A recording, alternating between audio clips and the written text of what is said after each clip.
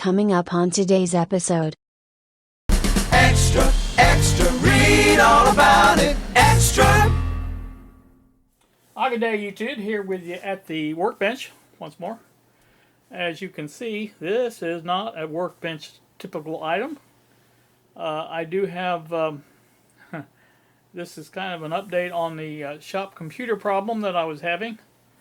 I know I told most of you of the problem, but nobody. I don't know if I showed it on the video or not. But the problem was the monitor was displaying an error message saying there was no cable connected to the monitor, but the obviously it was, because I was getting the feed from the computer just fine, just like normal. Other than that message coming up, that was the only difference. I did experience some sluggishness, I'll just call it that, with the programs loading and things like that, but I don't think it was a terrible thing. I think it was working. It was just real slow. Anyway, the update is I took the whole shebang. This computer here, there is a display port to HDMI adapter on the back, and then there's a long HDMI cable that's kind of wrapped around there. It goes to the monitor, the TV monitor. And let me show you that real quick. Right now it's presently updating my music collection on Strawberry. 66% right now. I'm letting it work. I just want to make sure there's nothing wrong with it. That's basically what I'm letting it do, some busy work like this. But you can see there's absolutely no messages there saying, you know, there's no cable connected or anything like that. That seems to be working just fine. I ran through, there was 54 updates available, because this computer really hasn't been used much for a long time. I just haven't been into the shop lately. Well, previously. I've been in here more lately than I have previously. But anyway, so like I said, I let it run through all that, and that appears to have, and there was a couple of kernel updates in that as well, and that appears to have cured any sluggishness that I experienced before. Now things load just fine, and well, it's just working good.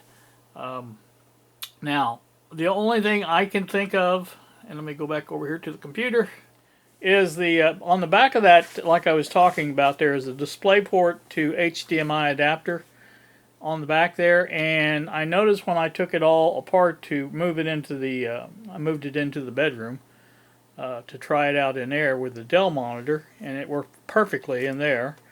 And that's why I brought it back in here, because there was no internet in there, because I don't have any Ethernet ran to that. So I brought it back in here to do the updates and stuff like that, and lo and behold, like I said, it seems to be working, sitting where it's at. But now over there on the other side of the end of the bench there, I noticed when I took it apart that there was quite a bit of strain on that HDMI adapter where it connects, because there's that long HDMI cable, and it's a pretty heavy cable, runs over to the monitor. And so I think if it does keep working here, I think what I'm going to do is put some kind of support on that to where there's no strain on it. And I will, instead of, I had the cable running on the floor before, and I will put this cable up higher up on the bench right there along that rail for right now, and run it across there to where there's no weight on that display port adapter, and so that hopefully will cure that problem, I guess. But as far as I can tell, like I said, there's no damage done as far as that's concerned, because it's working with all the same stuff that it had before, and seems to be just fine. Now I did change the HDMI input on the monitor. It was, I believe, on HDMI 1, and I changed that to HDMI 2. And that's really the only change I've made, other than, you know, moving it up here on the bench. And so, anywho, that's just what I wanted to kind of update you on that. My generous benefactor had contacted me and wanted to know if there was anything he could do to assist. And I do appreciate that very much. And like I said, I really don't think it's a hardware problem here as far as the computer is concerned, and if anything, I would have to say it would have been the monitor. That was the other change I made. Let me explain that too. But the other change I made was the fact that this monitor, TV monitor, only its native resolution is 1360 by 768, I believe, is what it is. And I was running it at 1920 by 1080. It worked. It was a little choppy looking around the edges, if you know what I'm saying, but it worked. Now the display is it's crystal clear, but it's smaller, obviously, at that resolution. But I would rather, have the clear display and no damage being done to the monitor because of that. Because you're really not supposed to do that. You're not supposed to run them at that extended resolution like that if they're not really capable of it. So, like I said, that's another possible problem, area that I might have ran it like that, but it seems to be working just fine now. So, as long as it stays that way, I'm going to leave it in here on the desk or on the bench for at least today, and then maybe try to move it tomorrow or something back over where it was and get that DisplayPort adapter propped up to where it won't, there's no strain on it, and go from there. But that's the plan anyhow, as of right now. So again, that's about all I can tell you about that. Alright, back again on this computer problem. As you can see, the screen is blank now. The monitor is off right now. I don't even have it on.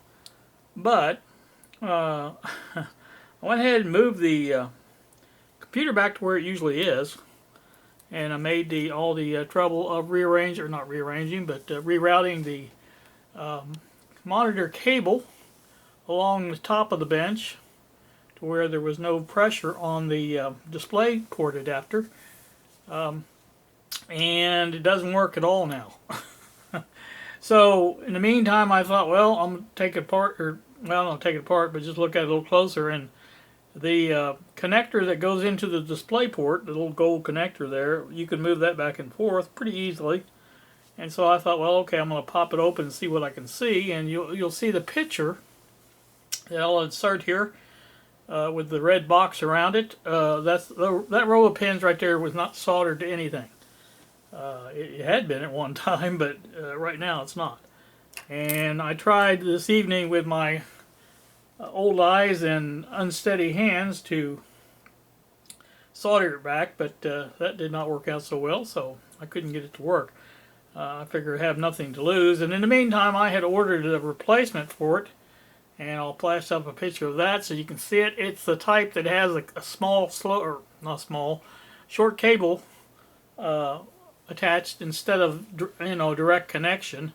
And I can tie the heavier HDMI cable up to where it doesn't put any pressure at all on that DisplayPort adapter where it plugs into the computer, and that should solve the problem, I would think. So don't know what else to do. I mean, that's all you can do is try something different. And so that's where I'm at and now. I may in the morning, I think, when I get up, tomorrow's Sunday, I may try to come in here and resolder that, give me a little bit better setup than I had, put the connector in a stable vise or something to where I can actually, it was moving around when I was trying to solder it, and I had no way of really holding it steady. And so, like I said, I may try that with my fresher eyes in the morning and hopefully steadier hands. And I think it would have been possible to do. And like I said, I have nothing to lose at this point. And I have a replacement on the way, but it's in California and I'm here, so. Not that I have a lot that I do in here, but, just like when I was working on the GE, I wanted to see the schematic, and luckily Bob was on the text, and he was able to look up things for me and tell me where they was and what they were doing and things like that. But I just assume not have to depend on Bob every time I want to work on something. I'd like to have those schematics posted up here. And I am going to, and I have no idea if this had anything to do with it. I doubt it, but if not, even so, I think I'm going to keep that at whatever it was, 1360 by 768, I think, or something like that, some resolution. The native resolution, the optimal resolution for this monitor, I should say, I guess. And keep it there. The only thing I do in here is look at schematics, and that's just going to make them clearer. And so I think that's the way to go. Like I said, this just makes more sense to me to do it that way. And that way I don't ruin anything on the electronics inside the TV, and it doesn't harm anything. So the computer will gladly change the resolution down like that instead of up.